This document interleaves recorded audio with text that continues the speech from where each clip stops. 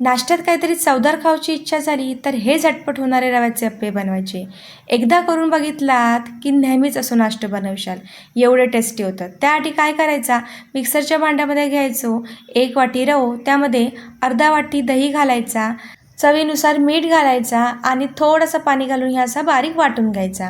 आता ह्या वाटलेल्या मिश्रणामध्ये थोडंसं पुन्हा पाणी ॲड करायचा आणि या 10 मिनटासाठी रेस्ट करू ठेवायचा. 10 मिनटानंतर बघा तर याच्यातलं रवा असा तर थोडंसं फुललेलं असतं. यामध्ये बारीक चिरलेलो कांदो घालायचो, बारीक चिरलेली मिरची घालायची, कोथिंबीर घालायची.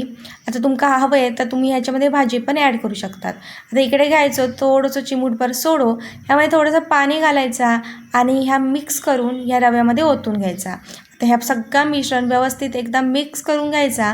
मिश्रण आपला तयार झाला. बाजूकच आम्ही अप्पे पात्र गरम करून ठेवलं होतं, त्यामध्ये घालायचा तेल. या सगळं आता थोडंसं असं इकडे तिकडे लावून घ्यायचा आणि यामध्ये असे हे ना अप्पे सोडून घ्यायचे. गॅस इकडे एकदम कमी ठेवायचो आणि झाकण ठेवून ना हे 5 मिनिटासाठी असेच ठेवायचे.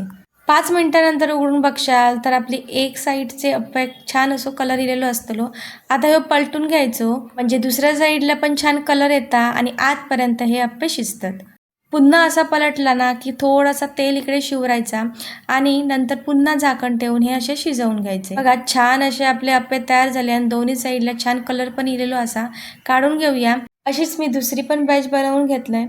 सगळे अप्पे इकडे माझे बनवून तयार झालेले असत आणि बरोबर ही इकडे खोबऱ्याची चटणी. ना डाळ ना तांदूळ भिजत घालूचा टेन्शन, झटपट असे हे रवा अप्पे तुम्ही पण बनवा, खावा आणि कसे वाटले ते पण सांगा.